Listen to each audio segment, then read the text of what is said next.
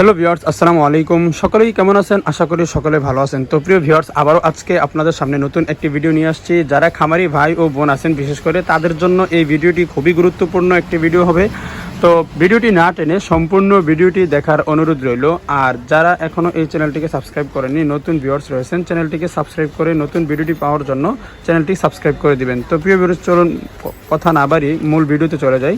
এটা হচ্ছে, আপনারা এটা দেখতেই পাচ্ছেন আমার হাতে, নেগোটক্স নামে যেটি পাউডারটা দেখতে পাচ্ছেন। এটা হচ্ছে কি কাজ করে বা এটা কেন ইউজ করবেন বা এটা কিভাবে ইউজ করা যায়, কি পদ্ধতিতে, সেটাও আমি আপনাদেরকে একটু বিস্তারিত বলার চেষ্টা করব।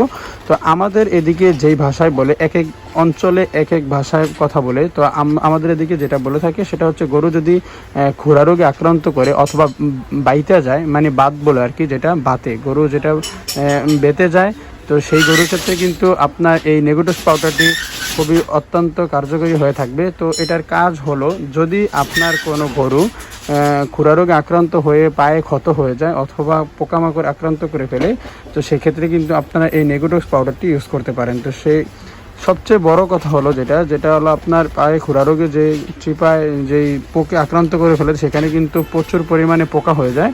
তো সেগুলো কিন্তু আপনারা যদি মানে এই বিষক্রিয়া দিয়ে না মারতে পারেন, তাহলে কিন্তু এটা বাড়তেই থাকে। তো সেক্ষেত্রে কিন্তু আপনারা এই নেগোটক্স পাউডারটি ইউজ করতে পারেন। আর পাশাপাশি তো মেডিসিন চলবেই, ডাক্তারের পরামর্শ, সেটা হচ্ছে অন্য হিসাব।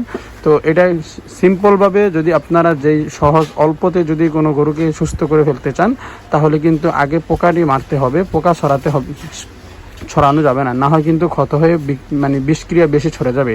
তো সেক্ষেত্রে আপনারা এটা কীভাবে ইউজ করবেন, আপনারা একটা প্যাকেট ছিঁড়ে পরিমাণ মতো নিয়ে নারিকেল তেল দিয়ে মিক্স করে প্রতিদিন সকাল বিকাল 2 বেলা ইউজ করতে পারেন। বেশি সমস্যা হলে 3 বেলাও ইউজ করতে পারেন।